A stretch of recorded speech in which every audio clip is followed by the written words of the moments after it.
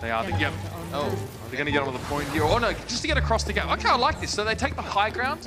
I mean, Elsa has 6 seconds before we can do this again. So why not get to the high ground and then teleport somewhere else? That's why the Hunters are waiting.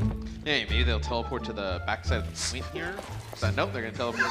Oh, the high ground. Oh, look at that. Oh, they did it down. All right. Next stop, point A. Why not?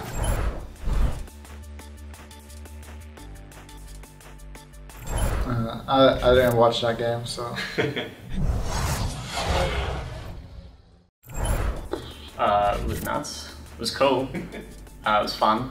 I'm not sure if it's recreatable. It's one of those things I feel like works once, and then if people expect it, probably doesn't work again. But it's fun and it works for like a one-time thing, so, you know. I really like seeing comps like that because Overwatch has been pretty stale, especially in Ghost meta. So teams like Chengdu using new comps and finding such success with it is like really inspiring to see. Like Symmetra being one of those heroes that with the teleporter you can, you know, do wonky stuff. But I think a lot of these changes are because Lucio is slower.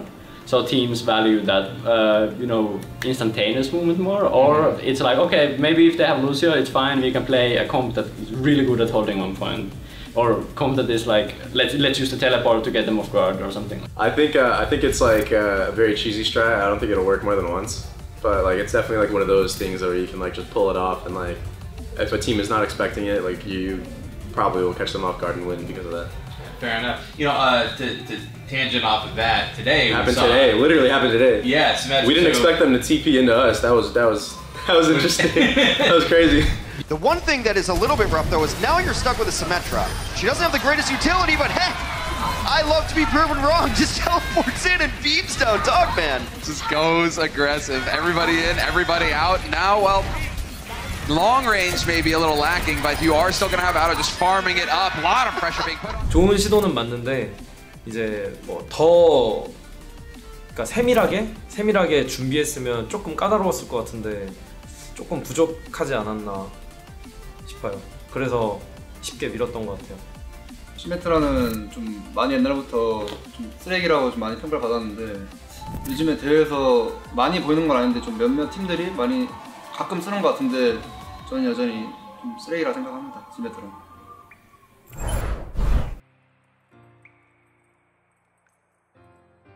So with Pharah, even over Junkrat, and especially over Hitscan, Pharah is the one hero, DPS hero, that shields are the least problematic with, right?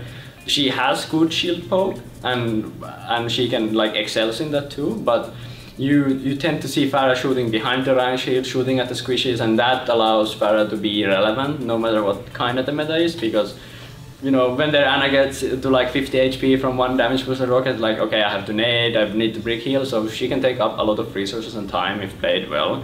And if the enemy team hesitates even a bit, it's like she goes in there, you know?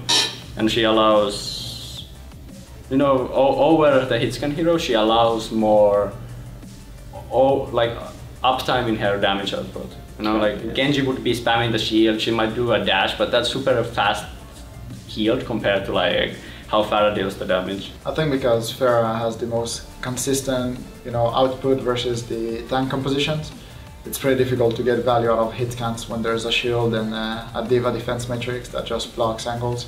So Pharah is like one of the more consistent ones, so people play her. I feel like as Wrecking Ball's been added to the game, snipers struggle a lot more because there's a tank which can easily deny them and harass them. So it enables Pharah a lot more in DPS comps instead of it just being a Widow or sniper heavy meta. Not a lot of teams are running the Pharah into like when there's like a Widow, but when the enemy team knows there's not like a Widow, then you can run that Pharah even if it's just against a Bastion, because he doesn't have consistent like one shot potential, right? So you can just get healed back up. Pharah's one of those heroes where you can like use structures and buildings to like hide once you get low and stuff like that, and do poke that way. So that's why you're seeing a lot more Pharah, and they buff the splash damage as well, I believe. So it's like it's pretty strong now. That's like really strong, and it breaks bunker comps, and you know, in general, it can be very good against goats. It's probably most likely because Pharah is just pharmacy as well. It's just so good into goats, and that's like still is the most dominant comp in the game. So it's natural that if there's ever going to be like something that, you know, is good into goats, it's going to be pharmacy because they're just untouchable. 파라를 기용하는 이유는 이제 고츠를 쓰는 팀을 카운터 치려고 많이 나오는 편이고요. 그게 다예요. 파라를 이제 고츠를 카운터 치려고 나오는 것 같아요. 파라.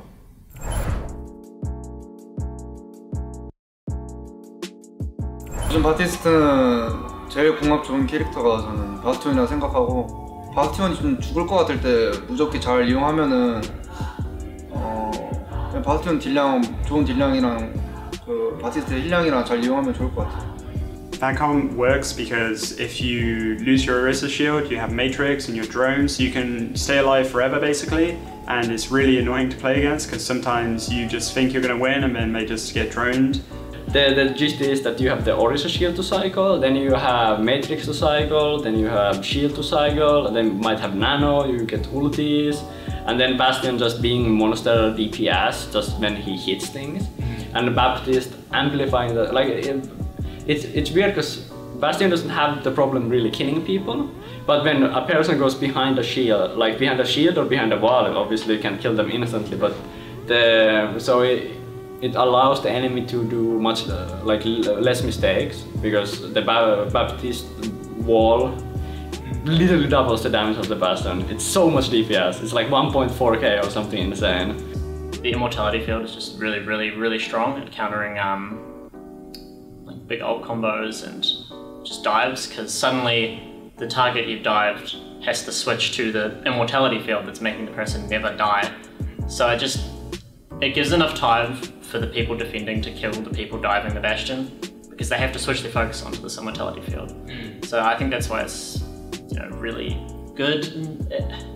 It's point specific for sure. It's quite niche, but when it does work, it works pretty well. I think it's a hard counter to goats. And it's really good on like 2 CP, like where you have to come through a small choke, right? And why it's good is because, even if the goat's count does get close, you have your Baptiste E, which is like the invulnerability, the drone. And that thing will just keep your Bastion up, and eventually they're gonna run out of Matrix, they're gonna run out of shield. You know what I mean? You're just gonna nuke them. And also Baptiste ult, you get it very fast, and that thing like literally lets you one-shot anybody in the game. It's like, is it more strong than Nano? I think it might be more strong than Nano. Yeah, it's a full double damage. A Bastion with that, yeah, it's pretty nasty. Like it's like literally your shield's gone in like 1 second or something. Yeah, that's awesome. I think it's more of a cheese comp. If you do it on defense, it's very counterable. I don't think it's a complete comp, so I think it works very good against teams that don't have the confidence to play the characters to counter those comps. In my opinion, it's very counterable by just spamming the shield, and then Bastion doesn't have anywhere to go. So if you go against a team that only excel at playing the tank compositions, then that would probably be a good comp to choose. 장점 같은 경우는 이제 고츠를 상대할 때 다 완막할 확률이 되게 높은 조합이고, 하지만 단점은 이제 2CP나 뭐 화물 맵에서 사용하면 이제 뚫렸을 때, 밀렸을 때 이제 그 스노우볼이 좀 힘들죠. 그러니까 궁이 하나도 없으니까. 그래서 장단점이 확실한 조합인 것 같아요. 근데 쓸 거면 완막을 해야 된다.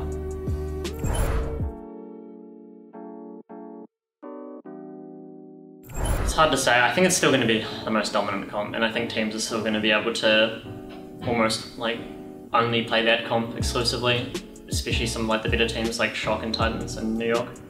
But I think it gives a lot of other teams who maybe don't have as strong Goats players a chance to, be competitive, which is nice.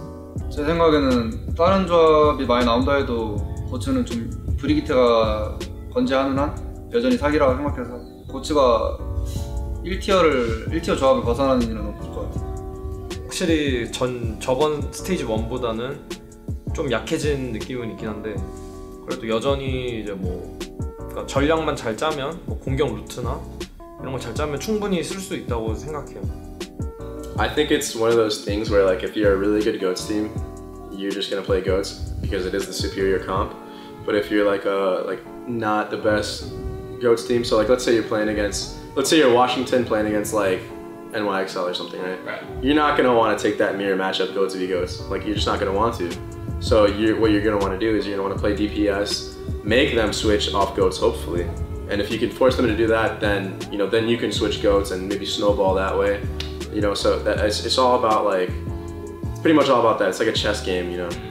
I think the reason GOATS is the best comp, not because it beats every other comp, but mostly because the other comp that beat GOATS are very easily counterable by similar mix-ups. For example, the DPS comps, I think they struggle a lot versus the Moira, Lucio, Sombra with Winston dive. And it's very easy to transition from the Moira, Sombra, Lucio, and things like that to GOATS, but it's very difficult to transition from DPS comps to tank compositions because you have to swap your entire roster, and so people would just rather pick the consistent matchup, which is the tank compositions, because you have to do very minimal swaps, while if you play DPS comp you have to commit your entire roster into that one comp. So people might think it requires a lot of flexibility, but you can't really be flexible with DPS comp, you have to commit, and so teams would just rather take the consistent route, which is tanks.